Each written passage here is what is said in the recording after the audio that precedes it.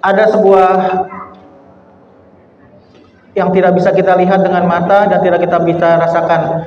Namun kita bisa melihat dengan sebuah rasa yang dinamakan dengan iman. Maka dari itu, sesuai dengan topik pada malam hari ini, saya ingin kita sama-sama membagikan satu rasa yang semoga aja ini membangkitkan semangat kita di agenda kita malam hari ini. Boleh ya? Kalau saya bilang Israel, jawabannya laknatullah. Israel? Israel? Kalau saya bilang Palestina, merdeka, merdeka, merdeka.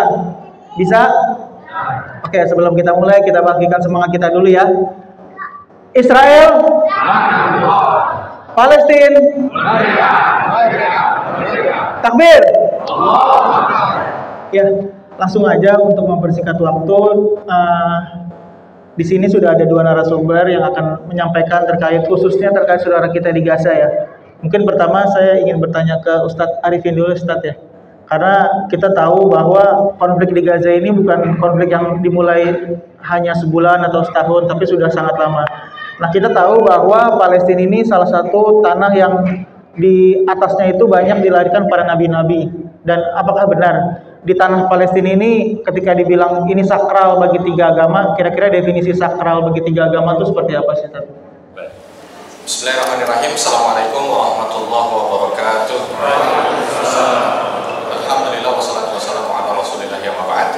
Yang pertama saya mengucapkan banyak terima kasih kepada Bang Monif yang sudah hadir ya, Masya Allah.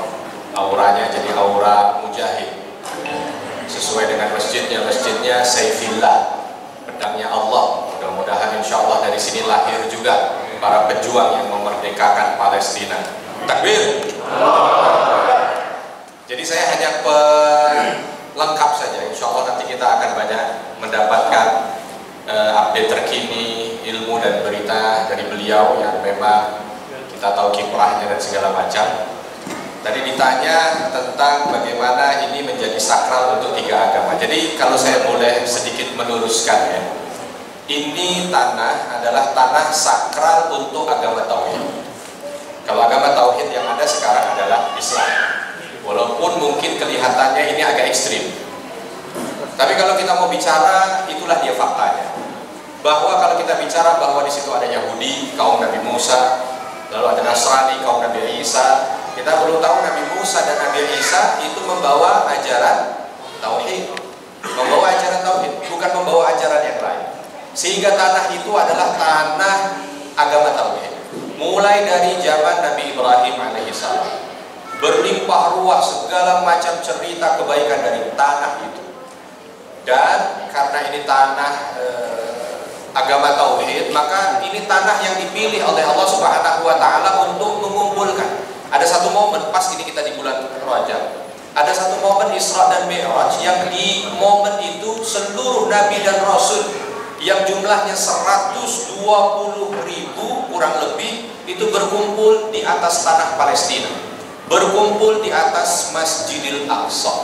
Jadi kalau ditanya bagaimana pentingnya ini Palestina, luar biasa. Konflik yang ada di Palestina buat kita sebagai seorang muslim itu bukan hanya konflik di atas potongan tanah seperti mungkin misalkan kalau kita bilang konflik di Afrika, konflik di Eropa. Kalau ada konflik di daerah-daerah itu mungkin hanya sebatas kemanusiaan, tapi ini konflik di atas tanah yang merupakan simbol ketauhidan. Maka saya sering menyampaikan bahwa Palestina itu adalah akidah. Palestina akidah. Jadi kalau bisa dilihat bagaimana akidah seorang muslim untuk saat ini wabil khusus itu dilihat dari bagaimana kiprahnya beliau itu atau kiprah dia sebagai seorang muslim juga dengan Palestina. Jadi tidak berlebihan, karena satu, di atas Palestina itu ada kiblat pertama. Dua, di atas Palestina ada masjid kedua yang dibangun di atas muka bumi, Masjidil Aqsa. Dan yang ketiga, Palestina adalah tanah suci ketiga bagi kita umat Islam. Jadi kalau sekarang ini gambarannya gampangnya, kalau ada orang yang menyerang Ka'bah atau negara menyerang Ka'bah, lalu ada orang di pinggir sana diam saja, berarti ketauhidannya, akidahnya perlu dipertanyakan. Dan itu tidak beda dengan apa yang terjadi saat ini di kiblat pertama, harusnya begitu, karena Ka'bah kiblat kedua. Di Masjidil Aqsa yang masjid kedua, sampai Abu Sa'id Al-Khudri bertanya, jarak antara keduanya berapa lama ya Rasul pembangunannya? 40 tahun, artinya tidak jauh. Kemuliaan yang Allah Subhanahu wa taala berikan. Apalagi ketika kita telah hadis-hadis yang berkaitan dengan masalah kemuliaan tanah Palestina. Sampai ada seorang sahabat datang kepada Rasul sallallahu alaihi wasallam, "Ya Rasul, kalau kami jumpa banyak fitnah di akhir zaman, kemana kami harus lari? Kemana kami harus lari?" Nabi mengatakan, Ardus Syam, ke tanah bumi Syam. Kemana itu? Ke Palestina. Dan saat ini kita menyaksikan betul, di atas muka bumi tidak ada orang yang lebih berani dibanding orang-orang yang ada di atas tanah Palestina. Tidak ada orang yang lebih kuat ketauhidan dan ketawakalannya kecuali mereka-mereka yang ada di atas tanah Palestina. Jadi insya Allah Palestina adalah tanah bagi orang-orang yang beragama tauhid. Baik Ustaz, jadi untuk terawaknya sudah dijelaskan ya, bahwa Palestina ini merupakan tanah untuk bagi orang-orang yang bertauhid. Nah, Bapak Onim sendiri yang kita sudah sama-sama tahu ya, kita sudah sering lihat bahwa salah satunya ya berkat Bapak Onim juga kita bisa tahu saudara-saudara kita yang sedang di Palestina seperti apa kehidupannya sehari-hari, yang dengan kita melihat media tersebut kita jadi bisa minimal banget bisa berdoa untuk mereka. Nah, sebelum kita jauh terkait Palestina, boleh nggak sedikit Bang Onim menjelaskan terkait Bang Onim itu siapa dan bagaimana bisa sampai aktif di kegiatan-kegiatan di Palestina dan kenapa berangkat ke Palestina? Ya, terima kasih atas waktu dan kesempatannya. Bismillahirrahmanirrahim. Assalamualaikum warahmatullahi wabarakatuh. Waalaikumsalam warahmatullahi wabarakatuh. A'udzu billahi minasyaitonir rajim. Bismillahirrahmanirrahim. Subhanalladzi asra bi 'abdihi lailan minal masjidil haram ilal masjidil aqsa alladzi barakna hawlahu. Qala Rasulullah sallallahu alaihi wasallam, la tushaddu rihal illa ila thalathati masajid, Masjidil Hadza, Masjidil Haram, wa Masjidil Aqsal Mubarak. Terima kasih atas waktu dan kesempatannya. Semoga kita berkumpul di sini disaksikan oleh para malaikat dan semoga hati kita, kecintaan kita kepada saudara-saudara yang ada di Palestina semakin memperkokoh, semakin mempererat ukhuwah kita antara Indonesia dengan Palestina. Amin. Kita tahu sendiri sampai dengan saat ini sudah lebih dari 104 hari terjadi genosida, terjadi pembunuhan yang dilakukan oleh Zionis terhadap saudara-saudara yang ada di jalur Gaza, yang mana sudah menewaskan lebih dari 24.000 yang meninggal dunia. 6.000 di antaranya adalah anak-anak serta 7.000 di antaranya adalah wanita. Yang cedera sampai dengan saat ini sudah 60.000 lebih. Kita lihat sampai dengan saat ini situasi di Gaza bagian utara, di Gaza tengah, di Gaza bagian selatan, sebagian dari kota tersebut sudah rata dengan tanah yang dilakukan oleh Zionis Israel. Nama saya Bang Onim, saya aktivis kemanusiaan. Alhamdulillah menetap di Gaza mulai tahun 2008 saya konsentrasinya itu sosial kemanusiaan dan pendidikan, jadi tidak terlibat politik baik di Palestina maupun Indonesia, dan juga tidak membawa nama salah satu golongan baik di Indonesia maupun di Palestina.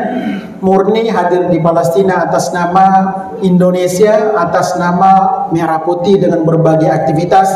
Saya tentunya salah satu aktivitasnya adalah menyantuni ribuan anak yatim dan juga membangun masjid serta membangun sekolah khusus anak yatim yang diberi nama Nurani Indonesia, yang sampai dengan saat ini kami tidak tahu, tidak ada informasi berkaitan dengan anak yatim yang kami santuni tersebut. Saya berasal dari Galela Halmahera Utara, Maluku Utara. Alhamdulillah menyelesaikan studi di Universitas Muhammadiyah Profesor Dr. Hamka Jakarta S1, dan alhamdulillah melanjutkan di sastra Arab di Universitas Islam Gaza sudah beberapa semester, tapi karena dengan kesibukan yang ada yang pada akhirnya tidak bisa melanjutkan di sastra Arab di Universitas Islam Gaza.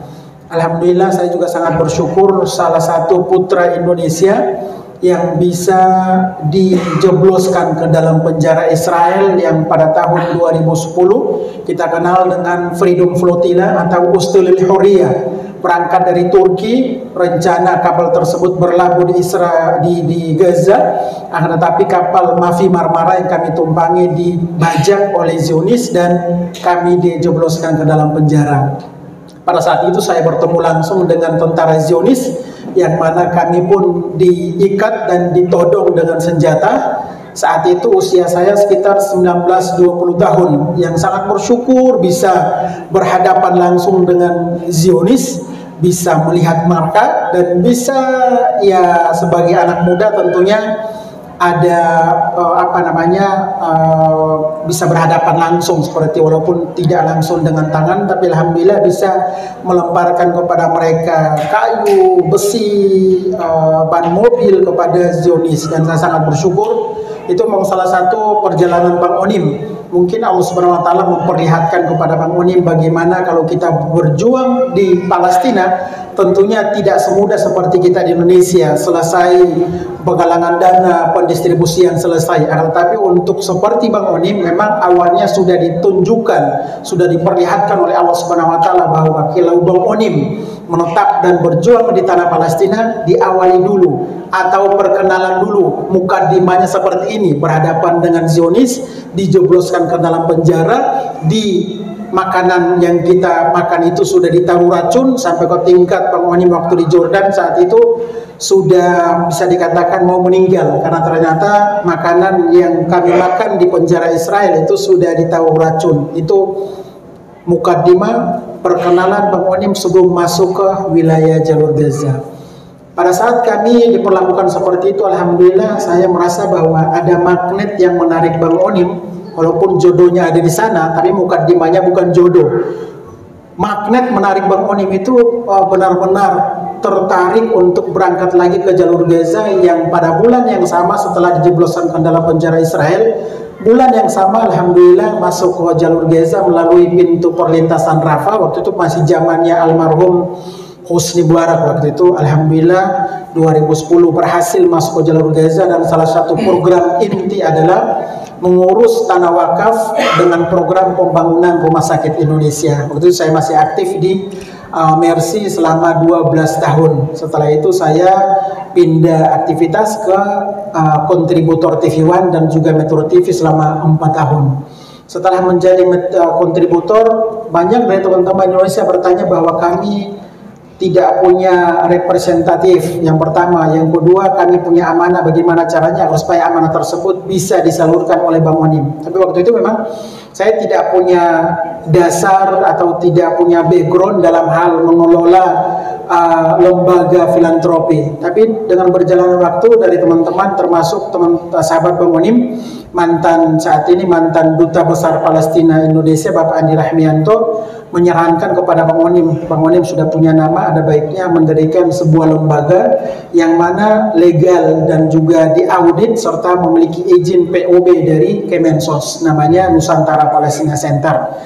Kantornya di Jakarta, timnya lokal yang ada di jalur Gaza lebih dari 90. Ada di Gaza Utara, di kota Gaza, Gaza bagian selatan, dan Gaza Tengah. Kami punya tim di sana. Makanya sampai dengan saat ini, mulai dari awal terjadi peperangan sampai dengan detik ini, kami tetap aktif mendistribusikan bantuan. Pertanyaannya, perbatasan ditutup, kok distribusi bantuan lancar?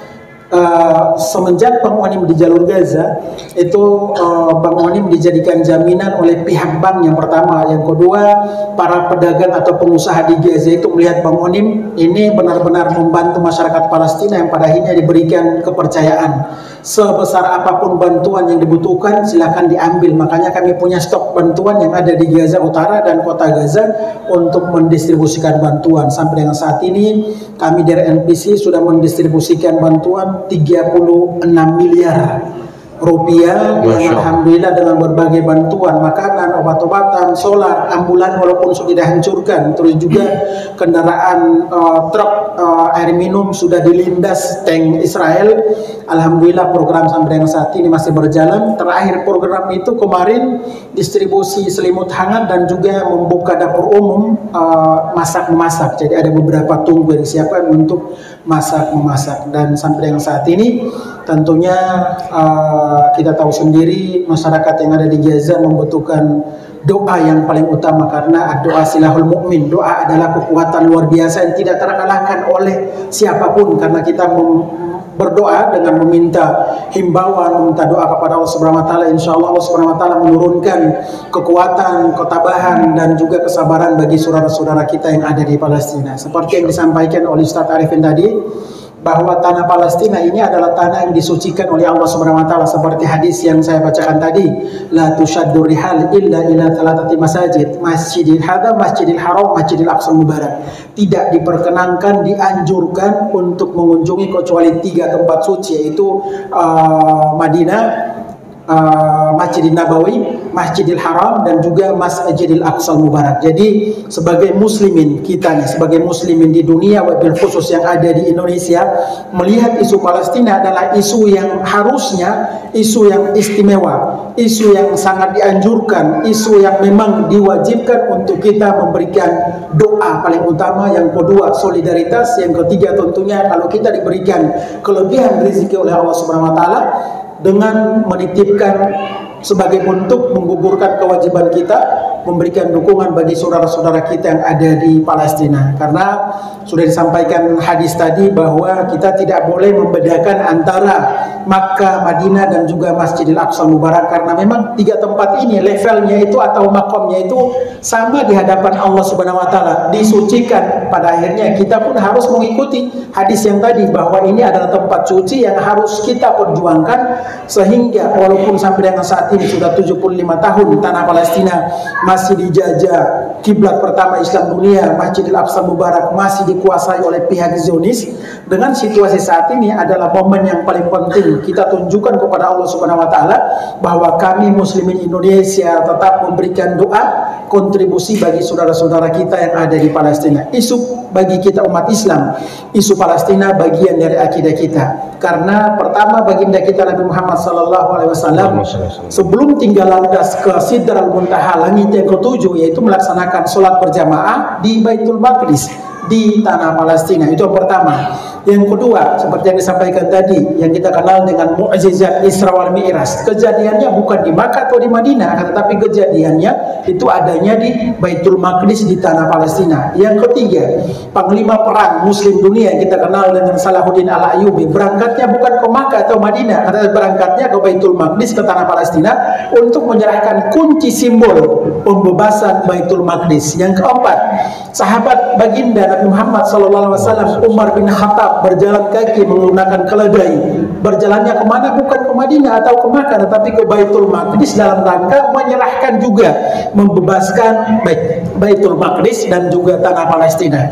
Itu memang tanah Palestina, tanah yang diwakafkan tidak hanya kepada muslimin di Palestina, akan tetapi diwakafkan kepada umat Islam di dunia, terutama umat Islam yang ada di Indonesia. Makanya muslimin Palestina, kalau kita bertanya, dalam situasi seperti ini kalian dibunuh, rumah kalian dihancurkan, kalian tidak punya makanan, tidak punya air minum, kenapa tidak mengungsi saja ke negara lain, mencari tempat aman? Kata mereka, kami itu alhamdulillah dipilih oleh Allah Subhanahu wa taala untuk dilahirkan, dihadirkan di tanah Palestina. Otomatis kami dipilih, bukan pimpinan negara Arab yang memilih kami, bukan presiden kami yang memilih kami untuk tinggal di tanah Palestina, tetapi kami ditakdirkan oleh Allah Subhanahu wa taala lahir di tanah Palestina. Tentunya pertama, tugas kami menjaga Baitul Maqdis dan juga tanah Palestina, yang akan kami laporkan, kami report tidak hanya kepada umat Islam di seluruh dunia,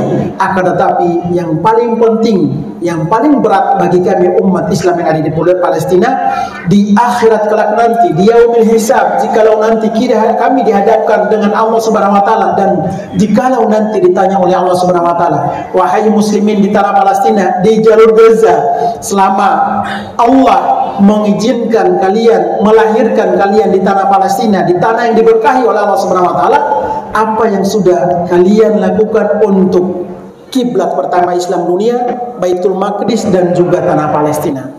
Saudara-saudara kita di Palestina saat ini berjuang, ridho darah mereka, ikhlas nyawa mereka, keluarga mereka, tanah mereka, rumah mereka dihancurkan, tapi mereka mengatakan alhamdulillah kami sangat bersyukur dilahirkan oleh Allah Subhanahu wa taala dan diamanahkan kepada kami untuk menjaga kesucian Baitul Maqdis dan juga tanah Palestina. Kenapa negara-negara yang ada di luar menyuruh kami untuk menghindar atau menjauhi Baitul Maqdis, sedangkan insya Allah pintu surga bagi kami itu tinggal 1 jengkal lagi kami sudah masuk surga. Kenapa kami harus diarahkan untuk mengungsi atau suruh mensterilkan Palestina atau Jalur Gaza sehingga kami dikosongkan, menyuruh dikosongkan tanah Palestina?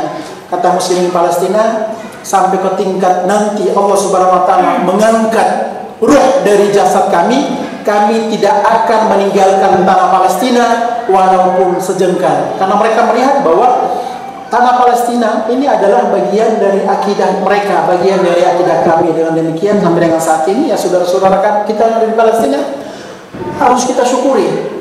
Saudara-saudara kita di Jalur Gaza, luas wilayah Jalur Gaza 367 km persegi. Kalau kita keliling itu dari ujung ke ujung 40 menit 1 jam sudah bisa menguasai wilayah Jalur Gaza. Itu 40 sampai 1 jam kita sudah menguasai wilayah Jalur Gaza dari ujung ke ujung. Di wilayah selatannya itu berbatasan langsung dengan Mesir yang kita kenal dengan Rafah. Wilayah Gaza utaranya itu berbatasan langsung dengan Erez yang kita langsung bertemu dengan Zionis.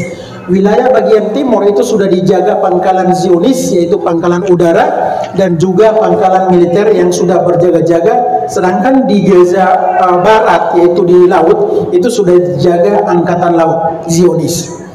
Jadi kalau contohnya kita berangkat ke kebun dengan jaraknya sekitar 4 kilo, 3 kilo, sudah melewati 3 kilo sudah langsung dibunuh oleh Zionis. Itu bagi warga Gaza, para petani. Yang kedua, para nelayan, kalau mereka mencari ikan berlayar di laut Gaza tidak boleh melewati 4 sampai dengan 5 kilo. Kalau melewati 4, 5 kilo, 6 kilo langsung ditembak, dibunuh di perairan Gaza. Perahu mereka dihancurkan, mereka suruh berenang atau mereka ditangkap dan dijebloskan ke jalan-jalan Israel. Sedangkan mereka mencari nafkah dan mencari ikan itu di laut Gaza. Akhirnya pulang tinggal nama anak istri mereka yang tadinya berharap suaminya membawa ikan, tetapi pulang tinggal nama. Itu kejadiannya hampir setiap hari yang dirasakan oleh saudara-saudara kita di Jalur Gaza. Jalur Gaza sudah lebih dari 17 tahun di bawah blokade. Jadi bukan hanya pada saat terjadi peperangan saat ini mereka kelaparan atau krisis makanan, krisis air minum maupun makanan, bukan hanya pada bulan Oktober saja sampai dengan saat ini. Akan tetapi kita bayangkan 17 tahun sejak tahun 2000, awal 2007 sampai dengan saat ini itu Gaza diblokade oleh pihak Zionis. Sampai hampir setiap hari saudara-saudara kita di Gaza dibantai, dibunuh.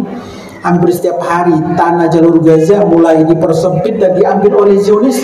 Hampir setiap hari para nelayan meninggal dunia di perairan Palestina, yaitu di Jalur Gaza. Dengan demikian sekali lagi harus dipertegas, kenapa Indonesia memberikan dukungan kepada Palestina itu harus dipahami juga dan diberikan edukasi kepada masyarakat khususnya muslimin yang ada di Indonesia, bahwa memberikan dukungan kepada Palestina bagi kita umat Islam tidak usah diperdebatkan dan diperbincangkan lagi. Karena apa? Kita nanti akan ditanya oleh Allah Subhanahu wa taala selama antum hidup di dunia, apa yang sudah antum lakukan untuk kiblat pertama dan juga tanah Palestina. Yang kedua, kenapa Indonesia senantiasa memberikan dukungan sebelum Indonesia merdeka sampai dengan saat ini, memberikan solidaritas dan dukungan kepada Palestina? Karena ini adalah amanah konstitusi, bahwa penjajahan di atas dunia harus dihapuskan karena tidak sesuai dengan peri kemanusiaan dan peri keadilan. Tentunya amanah konstitusi ini sudah seharusnya selalu digaungkan di sekolah-sekolah atau di universitas, bahwa isu Palestina bagi kita umat Islam baik muslim maupun Kristen itu adalah isu yang telah dianjurkan oleh amanah konstitusi. Masyarakat Palestina sudah 75 tahun lebih tidak mendapatkan keadilan. 75 tahun krisis kemanusiaan. Sudah sampai dengan saat ini satu-satunya negara yang belum meraih kemerdekaan siapa? Palestina. Yang ketiga, isu Palestina bagi kita masyarakat Indonesia pertama banget negara yang telah memberikan dukungan kemerdekaan Republik Indonesia berani mengibarkan bendera merah putih, berani memberikan dukungan tidak hanya materi dan moral siapa, bukan Amerika dan Inggris, akan tetapi yang saat ini yang mereka dibantai oleh Zionis, mereka yang pernah memberikan dukungan kepada masyarakat atau bangsa Indonesia. Otomatis kita sebagai muslim atau non-muslim Indonesia harus tahu malu, punya hutang budi terhadap masyarakat Palestina. Jadi kalau contohnya teman-teman yang ada di sekolah atau di universitas atau ibu di arisan, masih ada saudara-saudara kita mengatakan bahwa kenapa sih kita harus jauh-jauh memberikan kepada bantuan kepada negara lain sedangkan masih dalam negara pun masih membutuhkan. Itu memang salah satu opini, salah satu statement, pernyataan yang sengaja untuk mengendorkan dan mengurangi semangat dukungan kita kepada saudara-saudara kita di Palestina. Yang pertama, yang kedua, opini tersebut itu bagian dari agendanya Zionis untuk mengurangi, membatasi dukungan dari Indonesia kepada masyarakat Palestina. Salah satunya kalau kita tidak sadar itu ternyata sudah kita dirasuki oleh salah satu agenda propagandanya dari Zionis agar supaya masyarakat Indonesia tidak usah deh membantu yang jauh, kita yang ada di sini pun masih memberi. Yang prihatinnya tidak hanya non muslim yang berstatement seperti itu, tapi yang kita saudara-saudara kita yang ada di Indonesia muslim pun mengatakan bahwa ngapain memberikan dukungan kepada Palestina, mereka bukan tetangga kita, mereka bukan satu negara, biarlah negara tetangga Palestina, negara Arab, Jordan, Mesir, Suriah dan juga Lebanon yang memberikan dukungan. Akan tetapi kan kita tahu diri, harus malu bahwa Indonesia punya hutang budi terhadap saudara-saudara kita di Palestina. Dan yang keempat, yang paling umum yang sering saya sampaikan, bahwa isu Palestina tidak harus mengucapkan 2 kalimat syahadat atau menjadi muslim, cukup menjadi manusia saja yang punya hati nurani untuk memberikan dukungan dan solidaritas bagi saudara-saudara kita yang ada di Palestina. Yang bagi kita umat Islam dalam situasi seperti ini, harusnya lembaga filantropi, harusnya para ulama, harusnya MUI, harusnya teman-teman Menak, harusnya aktivis kemanusiaan Palestina yang berasal dari Indonesia, momen saat ini momen yang paling tepat untuk memberikan edukasi kepada masyarakat, khususnya muslim yang ada di Indonesia, yang pada akhirnya kalau tidak, kita tidak memberikan edukasi kepada keluarga kita, komunitas kita, sekolah kita atau teman-teman kita tentang isu Palestina, keutamaan memberikan dukungan kepada Palestina, keutamaan Masjidil Aqsa Mubarak, itu pada akhirnya saudara-saudara kita sesama muslim akan memberikan dukungan hanya pada saat terjadi peperangan. Yang pertama, mereka akan tergerak memberikan doa dan berdonasi, melakukan aksi, melakukan mengetahui tentang Palestina pada saat mereka melihat darah saudara-saudara kita di Palestina, tangisan muslimah Palestina, rumah mereka sudah hancur, baru kita melinangkan air mata. Yang kemarin kita kemana? 75 tahun sebelumnya kita kemana? Yang pada akhirnya baru 7 Oktober kemarin baru kita bergerak untuk disibukkan untuk memberikan dukungan, disibukkan untuk mencari dana, menggalang dana untuk memberikan kepada saudara-saudara kita di Palestina. Innamal mu'minuna ikhwan, dan itu sudah dipertegas bahwa tidak hanya melihat darah terus kita memberikan dukungan, akan tetapi memang sepanjang kita masih hidup, sepanjang Palestina masih terjajah, sudah seharusnya ditanamkan kecintaan kita, sudah harus ditanamkan tentang edukasi, memberikan dukungan bagi saudara-saudara kita yang ada di Palestina. Makanya Bang Onim keluar dari jalur Gaza, alhamdulillah atas izin Allah Subhanahu wa taala, dan tidak percaya bisa hidup sampai selamat tiba di jalur di Indonesia. Tujuan Bang Onim di Indonesia lebih mengedepankan yang namanya mengedukasi, memberikan informasi terkini, menyampaikan tentang perang Indonesia terhadap Palestina, menyampaikan tentang kecintaan Palestina terhadap Indonesia, menyampaikan tentang kenapa si jalur Gaza, kenapa si Gaza yang dipilih untuk dibantai oleh Zionis, menyampaikan tentang perbedaan jarak antara Al-Aqsa dengan Palestina, jalur Gaza, menyampaikan tentang kenapa jalur Gaza tidak diizinkan untuk melaksanakan sholat di Baitul Maqdis atau di Yerusalem atau di Al-Quds yang terdapat di tepi barat. Jadi teman-teman yang ada di sini, sekali lagi doa yang paling kita utamakan bagi saudara-saudara kita yang ada di Palestina. Mungkin ada pertanyaan yang lain atau kata tambahan dari Ustadz, silakan disampaikan. Masya Allah. Dan sebelum kita lanjutkan lagi, tadi pertanyaannya saya ulang kembali mungkin Ustadz ya. Jadi kan kita semua tahu bahwa opini-opini seperti yang disampaikan oleh Bang Monim di luar sana sangat marak ya, bahwa serangan-serangan di Gaza ini bukan hanya terkait dengan isu agama tapi isu kemanusiaan. Nah, sebenarnya kita seharusnya memandang opini yang di luar itu seperti apa? Apakah ini memang hanya isu kemanusiaan dalam konflik ya bilateral antara sebuah negara, ataukah memang isu agama yang di dalamnya yang dibungkus oleh isu kemanusiaan? Lalu yang kedua, bahwa Palestina khususnya Masjidil Aqsa ya, itu berkaitan dengan nubuat keislaman yang sangat erat dengan kisah akhir zaman, yang dimana di sini dikaitkan bahwa konflik Palestina Israel ini adalah salah satu tanda-tanda akhir zaman. Nah, bagaimana Ustaz sendiri memandang stigma-stigma atau opini seperti itu, Ustaz? Ya, cek. Jadi yang pertama perlu untuk kita pahami bahwa yang terjadi antara Palestina dengan negara kalau kita bilang negara Palestina yang merdeka yang dijajah oleh Israel, ini tidak bisa kita sebut sebagai konflik. Kalau konflik itu seolah nanti kalau kita lihat dalam Kamus Besar Bahasa Indonesia, itu di antara dua yang mungkin memiliki kekuatan yang sama, memiliki kedudukan yang sama. Ini tidak, ini sebuah negara datang penjajah. Kalau ada kondisi ketika dulu Pangeran Diponegoro melawan Belanda, kita nggak bisa bilang itu konflik antara Belanda dengan Pangeran Diponegoro, karena di saat mengucapkan bahwa itu adalah konflik seolah mengakui. Beda misalkan kalau kita sebut antara Rusia dengan Ukraina, oke lah mungkin kalau itu mau dibilang konflik karena mereka memiliki apa tuh istilahnya, kalau bahasa ininya kemerdekaan sendiri atau punya ini sendiri, legitimate sendiri gitu. Kedaulatan sendiri. Sedangkan ini kedaulatan sebuah negara merdeka didatangi oleh perampas dan penjajah. Nggak bisa kita sebut konflik. Gampangnya begini, ada seorang yang punya rumah datang perampok, tidak akan mungkin ditulis terjadi konflik antara perampok dan pemilik rumah. Iya kan? Tidak ada. Ya, yang ada perampasan, perampokan. Jadi kita tidak perlu takut untuk menyampaikan itu. Apa yang ada di sana adalah perampasan, apa yang ada di sana adalah penjajahan, apa yang ada di sana. Maksud saya begini, pas tanggal 7 Oktober itu saya sedang membawa jamaah untuk datang ke Masjidil Aqsa. Persis yang ditanyakan oleh mereka. Kenapa ini Ustadz? Kita datang tidak ada masalah, kita datang semua aman-aman saja, tiba-tiba kok ada serangan dari Gaza. Saya langsung sampaikan di sana, siapa bilang tidak ada masalah? Siapa bilang aman-aman saja? Kalau ada orang mengatakan bahwa Palestina aman-aman saja dan tidak ada apa-apa, berarti memang tidak paham.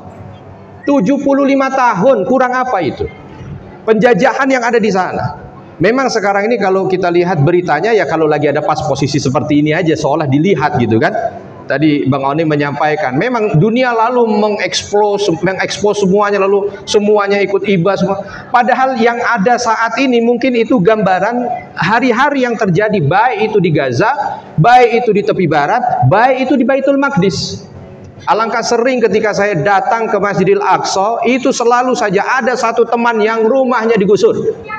Ada satu teman yang tiba-tiba anaknya entah dimasukkan penjara sampai kapan. Begitu kondisinya. Begitu kondisinya. Artinya kalau kita lihat kalimat konflik ini perlu untuk dilihat ulang. Jadi bukan konflik, ini adalah penjajahan. Sehingga tidak perlu ragu lagi buat kita ini untuk tegak berdiri. Alhamdulillah sekarang ada informasi terbaru kan, yang mencoba untuk mengajukan usulan untuk membawa Israel ke pengadilan internasional itu sudah 2 negara, Afrika Selatan dan sekarang masuk Indonesia, dan ramai sekali dibahas di berita-berita Timur Tengah. Alhamdulillah, kita bersyukurlah. Ini yang pertama. Yang kedua berkaitan dengan nubuat. Saya teringat dengan salah satu masa ya, ketika satu momen gitu ya, ba'da asar waktu itu. Selesai dari sholat asar, saya digandeng oleh salah seorang imam Masjidil Aqsa, lalu jalan. Ada pertanyaan dari beliau sambil jalan, belum keluar dari Masjid Qibli itu. Beliau bertanya dengan sesuatu yang bikin saya kaget luar biasa. Apa dia? Pertanyaan tentang kondisi Indonesia, yang itu saya yakin tidak tahu kecuali orang Indonesia. Saya nggak usah sebutlah pertanyaannya, sensitif. Tapi intinya dia tanya sesuatu, kondisi geopolitik dan lain sebagainya yang ada di Indonesia. Padahal beliau seorang syekh, bukan pengamat politik. Lalu saya tanya sebelum saya jawab, Syekh, Anda sampai tahu seperti itu tentang Indonesia? Lalu apa jawaban beliau?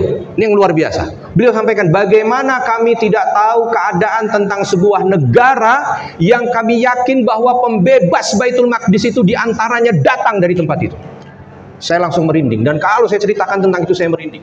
Ini bukan tambah-tambahan, tapi memang itu yang disampaikan. Makanya kadang-kadang kalau kita lagi bawa jamaah itu dan kenal dengan beberapa penggerak yang ada di seputaran Baitul Maqdis itu, semangat mereka memang lain. Di antara nubuatnya begitu, karena di antara apa yang disampaikan oleh Nabi Shallallahu Alaihi Wasallam ketika bicara tentang tahrir Masjidil Aqsa, ya, itu di antaranya datang dari timur. Kalau kita bicara timur siapa? Di antara kekuatan yang sangat memungkinkan adalah Indonesia. Kita tidak bicara hanya sekedar dengan kekuatan militer. Tidak, alangkah banyak di seputaran Palestina itu negara yang memiliki kekuatan militer yang mumpuni, tapi ternyata tidak mampu untuk bisa memerdekakan Palestina. Sedangkan di antara mereka yang betul-betul hidupnya hanya berjuang untuk Masjidil Aqsa, untuk Palestina, untuk Gaza, ada di antara mereka yang seolah memiliki isyarat itu, firasat itu. Maka Masya Allah, luar biasa. Dan kalau misalkan kita lihat lagi, tanah Palestina ini memang tanah yang penuh dengan apa-apa yang disampaikan oleh Nabi Shallallahu Alaihi Wasallam berkaitan dengan akhir zaman. Nubuat akhir zaman itu banyak disampaikan oleh Nabi Shallallahu Alaihi Wasallam itu tentang Palestina. Semuanya tentang Palestina lah. Baik itu dari Al-Mahdi selesai di Baiat, di Ka'bah, datang ke Palestina. Nabi Isa diturunkan di salah satu menara putih yang ada di Damaskus. Setelah itu ke Palestina. Baru setelah itu terjadi Malhamah Kubra, yang dalam bahasa kita disebut Malhamah Kubra, peperangan besar ya. Dan ini juga menjadi salah satu isyarat juga, karena ada yang bertanya sampai kapan Palestina itu bisa berhenti untuk konflik dengan Israel. Konflik salah kalimat itu. Berhenti pun itu juga salah. Karena kalau berhenti, kalau ditanya sampai kapan berhenti, ya sampai merdeka. Pertanyaan ini sama kalau kita sampaikan kepada tuanku Imam Bonjol, sampai kapan kalian berjuang seperti ini untuk melawan Belanda? Jawabannya kira-kira sampai apa? Sampai merdeka. Makanya ketika bicara tentang Malhamah Kubra, itu Nabi tidak mengatakan ada perjanjian damai atau apa di sana, peperangan. Yang oleh mereka itu disebut dengan Ar-Magedon. Ar, perang besar, Magedon di Bukit Magedon yang ada di Baitul Maqdis. Dan itu termaktub dalam semua literasi yang ada pada mereka. Dan mereka meyakini itu. Kalau di kita nanti perang besar itu terjadi, semua Yahudi akan kalah. Mereka tunggang langgang dan mencari tempat berlindung. Ada yang berlindung di batu, ada yang dan semua makhluk Allah kali itu mengatakan kepada kaum muslimin, apa yang disebutkan? Mereka akan menunjukkan kepada kaum muslimin, nih di belakangmu nih ada Yahudi, nih ada Yahudi, kecuali satu pohon saja, Gharqad. Itu nubuat yang berkaitan dengan akhir zaman. Tetapi juga yang perlu untuk kita pelajari juga, ya. Tadi disampaikan bagaimana orang-orang yang di sana itu memang memiliki mental dan iman yang siap untuk menyambut akhir zaman itu. Ini bukan hanya sekedar omongan lah. Saya pernah berjumpa dengan beberapa sahabat-sahabat yang ada di Baitul Maqdis gitu kan.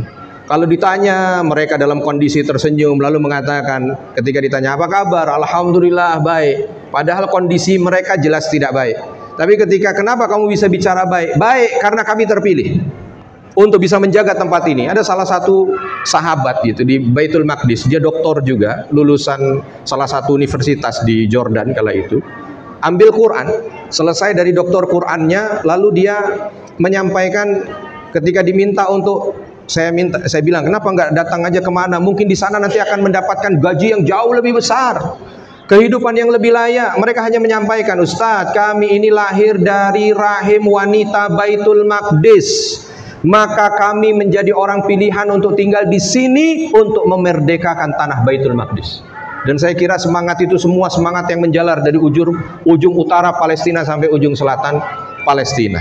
Kalau dilihat, Masya Allah, nubuat akhir zaman yang menyampaikan ada orang-orang nanti di satu tempat ya tidak peduli, la yadurruhum man khadalahum, enggak peduli terhadap mereka yang mencaci, memaki, mereka akan terus berjuang, dan itu akan terjadi di akhir zaman gitu ya. Terus berjuang dan berjuang. Ketika ditanya oleh para sahabat, di mana itu wahai Rasulullah? Fi Baitul Maqdis wa fi aktafi Baitul Maqdis. Di Baitul Maqdis dan di sekitaran Baitul Maqdis.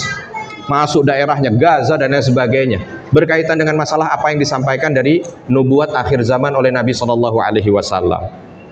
Syekh Al-Aqsa, nanti boleh di googling siapa beliau. Ketika beliau datang ke Jordan, dan kali itu saya masih di Jordan, ditanya, Syekh, apa anda itu tidak capek dengan usia yang sudah begitu tua, keluar masuk penjara Israel, ada saja yang cacat setelah keluar dari sana? Apa yang dijawab oleh beliau? Beliau dengan senyum, hadza ni'amillahil azim. Ini adalah nikmat Allah yang begitu besar yang Allah berikan tidak kepada semua hambanya.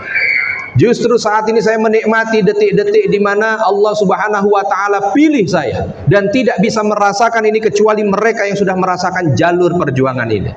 Maksud saya, kadang-kadang kita di sini terlupa. Ini sudah 100 berapa hari? 105 hari. Kondisinya mungkin sudah melemah, tidak seperti ketika di awal. Dan di sini juga terlihat gitu, mereka yang senantiasa menggelorakan semangat untuk membela Gaza, membela Palestina, dan merasakan kenikmatan di sana, maka mereka insya Allah termasuk bahagian mereka-mereka yang terpilih. Ketika ada waktunya yang diberikan untuk Palestina, hartanya yang diberikan untuk Palestina, doanya, keringatnya, karyanya, dan lain sebagainya untuk Palestina, dan merasakan kebahagiaan di situ, maka saya teringat dengan apa yang disampaikan oleh Syekh Al-Aqsa tadi. Ini adalah nikmat Allah terbesar di masa ini. Kenapa? Karena termasuk bahagian hamba Allah yang terpilih untuk menjadi bahagian, ya kalau kita bilang detik-detik kemerdekaan Palestina. Kalau ada yang bilang, apa itu kalau nanti Palestina merdeka kan kiamat Ustadz? Nggak ada. Satu literasi pun disebutkan bahwa kalau Palestina merdeka itu langsung kiamat, tidak ada. Karena memang tidak disebut Palestina. Di masa Nabi juga tidak menjadi satu negara Palestina. Yang ada ketika Nabi bercerita tentang di antara tanda-tanda kiamat, beliau menyampaikan, hitung ada 5 tanda kiamat. Di antara yang disebutkan adalah Fathul Baitul Maqdis, dibukanya Baitul Maqdis, dan itu sudah terjadi di zaman Umar bin Khattab. Sampai sekarang juga kiamat belum jadi. Ya. Yang kedua, Nabi SAW menyampaikan di antara tanda kiamat adalah kharabu Madinah. Madinah itu akan menjadi sepi. Madinah itu akan tidak ada penghuni. Sampai para sahabat bingung, bagaimana ini sepi ya Rasulullah, bagaimana masjid ini? Nabi hanya mengatakan masjid ini hanya dihinggapi oleh burung-burung dan hewan-hewan yang datang. Bagaimana dengan kebun-kebun korma kami? Itu akan dimakan oleh hewan-hewan yang ada di sini. Kharabu Madinah wa i'mar Baitul Maqdis. Bersamaan dengan Madinah itu kharab, menjadi sepi, apa segala macam, bersamaan dengan itu Baitul Maqdis menjadi ramai. Baitul Maqdis menjadi makmur, dan bersamaan dengan itu nanti akan ikut beberapa dari tanda-tanda besar kiamat, baitu al-mahdi, Isa, malhamah kubra, terus sampai akhirnya Allah Subhanahu wa taala berikan semua tanda-tanda kiamat itu. Artinya Madinah masih ramai, ya. Sekarang bukan berarti nanti kalau ini akan kiamat, enggak, karena kadang-kadang ini menjadi senjata juga. Udah nggak usah mikirin Palestina, kalau Palestina merdeka kiamat, emang udah siap? Nah begitu pertanyaannya. Ya, yang ngomong begitu besoknya langsung ada pengumuman di masjid, innalillahi wa inna ilaihi rajiun. Yang ngomong meninggal dunia, belum kiamat dia udah mati duluan. Wallahu a'lam. Ya, sudah cukup jelas ya, karena kan itu salah satu opini yang selalu digiring ya Ustaz. Iya. Jadi sebelum saya lanjut lagi, saya ingin tahu nih semangat dari jemaah-jemaah di sini. Apalagi tadi kita sudah ditutup oleh sesi pertama. Masih ingat tadi ya? Israel, laknatullah. Israel, laknatullah. Palestina, merdeka, merdeka, merdeka. Takbir. Allahu Akbar. Ya, kita lanjutkan lagi ya dengan semangat yang semakin membara ya buat kita semua. Nah, Bang Wadim sendiri, saya di sini penasaran sih buat saudara-saudara dari Palestina. Di sini kita sering melihat bahwa serangan-serangan Israel itu terfokuskan ke Gaza. Sedangkan saat ini kan kita tahu ada jalur Gaza dan tepi barat atau West Bank kalau orang pada sebutnya. Nah, sebenarnya terjadi di lapangan itu faktanya seperti apa sih? Kenapa Israel itu hanya mungkin lebih fokus atau lebih gencar serangannya itu ke jalur Gaza? Mungkin bisa dijelaskan? Iya, memang salah satu kekuatan atau basis kekuatan Palestina itu bukan di tepi barat, tetapi di jalur Gaza. Jalur Gaza itu ada yang namanya Izzuddin Al-Qassam, sayap militernya Hamas, ada juga Syuhada Al-Aqsa, sayap militernya faksi Fatah, ada juga Saraya Al-Quds, sayap militernya Jihad Islami. Jadi yang berjuang saat ini itu tidak hanya Hamas saja, tetapi faksi Fatah, faksi Hamas, Jihad Islami itu bergabung jadi satu. Jadi uniknya kalau di Palestina, khususnya di jalur Gaza, tidak terjadi peperangan, itu mereka juga ada perdebatan berkaitan dengan politik. Sama seperti kita, nah, tapi jika terjadi peperangan itu mereka lepas semua yang namanya faksi, lepas semua yang namanya perbedaan politik, mereka menjadi satu. Itu memang salah satu yang saya lihat selama 14 tahun di jalur Gaza, ternyata memang mereka disatukan dengan terjadi peperangan. Jadi diingatkan oleh Allah Subhanahu wa taala bahwa antum itu punya musuh yang sangat jelas, yaitu Zionis, yang saat ini mereka menduduki rumah kalian, mengambil tanah kalian, mengambil perkebunan kalian dan rumah kalian. Itu salah satu mungkin sudah diatur oleh Allah Subhanahu wa taala sehingga mereka tidak lagi terpecah antara faksi yang ada di Palestina. Kita lihat sendiri bagaimana kalau contohnya di tepi barat, di Hebron atau di di Jenin atau di Ramallah, itu mereka lebih mengandalkan yang namanya senjata biasa dan juga batu. Tapi kalau untuk di jalur Gaza itu mereka sudah tidak lagi menggunakan batu, sudah tidak berlaku. Yang berlaku itu adalah rudal perang udara dan juga RPG serta drone. Itu yang saat ini digunakan oleh pihak pejuang Palestina. Dan pihak Israel juga melihat bahwa salah satu kekuatan di Timur Tengah, itu adanya di mana? Di jalur Gaza, yaitu di Palestina. Itu memang salah satu yang diperhitungkan oleh Amerika Serikat, Zionis dan juga Inggris Raya. Makanya sampai dengan saat ini pihak Zionis di belakangnya itu dukungan dari Amerika dan juga Inggris Raya. Jadi pejuang Palestina di jalur Gaza yang didiami oleh 2,3 juta jiwa, itu mereka harus berhadapan dengan 3 negara adidaya, Zionis, Amerika dan juga Inggris. Tetapi sampai dengan saat ini kita melihat bagaimana semangat juang dari pejuang Palestina itu tidak pernah kendor. Nah, itulah kenapa pihak Zionis merencanakan dan punya target bagaimana caranya agar supaya Gaza itu rata tanah, semua manusia yang ada di Gaza baik Muslim maupun Kristen kalau bisa dibunuh habis, sehingga wilayah jalur Gaza itu dijadikan pusat Yahudi atau pemukim Yahudi itu kalau bisa menempati kembali wilayah jalur Gaza. Salah satu target yang saat ini memang sampai dengan saat ini pihak Israel didukung oleh Amerika dan Inggris itu tidak punya target sampai dengan saat ini. Yang dicari di jalur Gaza sudah 105 hari lebih, itu mereka yang dicari itu tidak jelas sama sekali. Maka pada akhirnya mereka menargetkan yang pertama masjid, yang kedua gereja, yang ketiga rumah sakit, yang keempat sekolah yang didiami oleh para pengungsi, sekolah Muslim, yang ketiga sekolah Kristen yang didiami oleh teman-teman kita atau sahabat-sahabat kita orang Kristen yang ada di sana. Yang pertama, yang kedua targetnya itu adalah bayi. Yang pertama, yang kedua targetnya itu adalah muslimah Palestina yang hamil. Jadi kita lihat sendiri bagaimana muslimah Palestina yang hamil ditembak, perutnya dibelah, anaknya dibuang, anaknya diangkat, kalau anaknya ditembak. Itu salah satu strategi yang memang sengaja digencarkan oleh pihak Zionis. Mereka menganggap bahwa kalau contohnya kita berhasil membantai atau membunuh bayi, maka sudah tidak ada lagi generasi yang akan melanjutkan peperangan atau perjuangan. Yang pertama, yang kedua, kalau contohnya kita berhasil membunuh muslimah yang hamil atau muslimah yang tidak hamil, itu tentunya kita sudah berhasil mematikan wanita Palestina tidak lagi melahirkan yang namanya generasi untuk mempertahankan Baitul Maqdis dan juga tanah Palestina. Tetapi dari peperangan saya berada di jalur Gaza itu Allah Subhanahu wa taala punya rencana sendiri. Pada saat terjadi peperangan tahun 2008 saya berada di sana, yang meninggal itu 1.600 atau 1.700, Allah Subhanahu wa taala hadirkan 3.000 bayi yang ada di jalur Gaza. Pada saat terjadi peperangan 2015 saya berada di sana, yang meninggal sekitar kurang dari 1.000. Akan tetapi rencana Allah Subhanahu wa taala melahirkan lebih dari 4.700 bayi yang hadir di jalur Gaza, yang mana sebagiannya adalah bayi kembar, 2, 3, 4, 5 sampai dengan 7 bayi kembar yang hadir. Jadi rencana Allah itu memang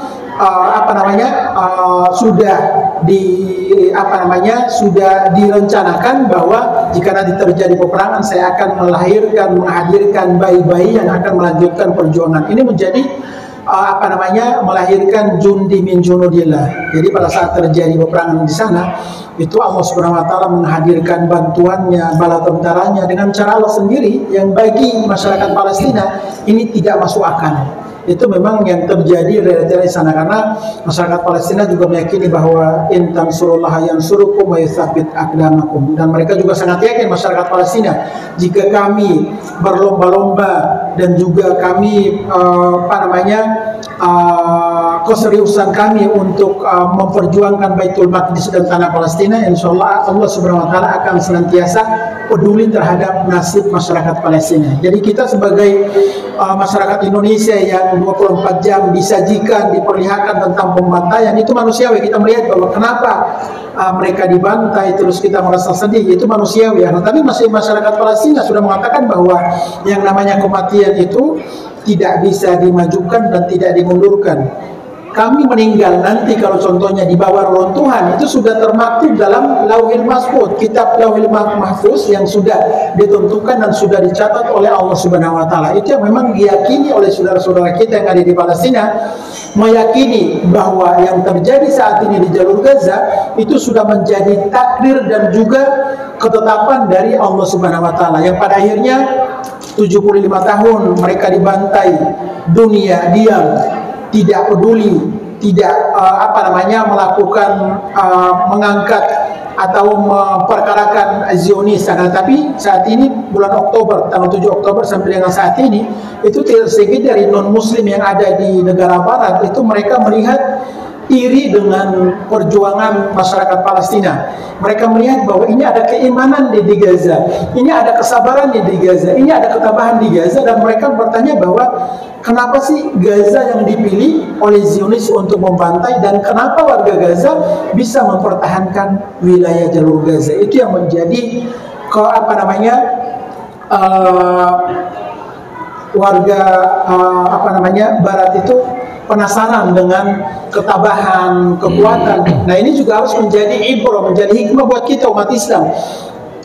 Diperlihatkan oleh Allah Subhanahu wa taala seperti yang disampaikan Ustaz Arifin tadi, bahwa di akhir zaman nanti ada sebuah kekuatan yang muncul, kekuatan umat Islam di dunia itu munculnya bukan di Madinah atau di Makkah, tapi munculnya di mana? Baitul Maqdis dan Aknafina. Saat ini tentunya sudah muncul, Allah Subhanahu wa taala memperlihatkan, yaitu warga Gaza yang berjumlah 2,3 juta jiwa, sedangkan kita umat Islam di dunia, umat muslim yang ada di dunia itu berjumlah 1,9 miliar.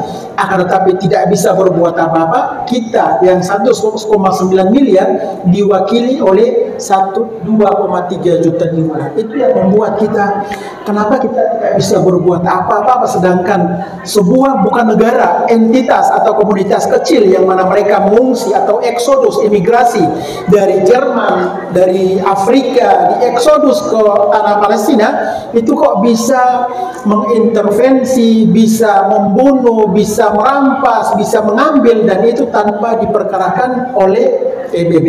Jadi perlu sampaikan bahwa memang ini PBB juga salah satu produk dari Amerika yang juga untuk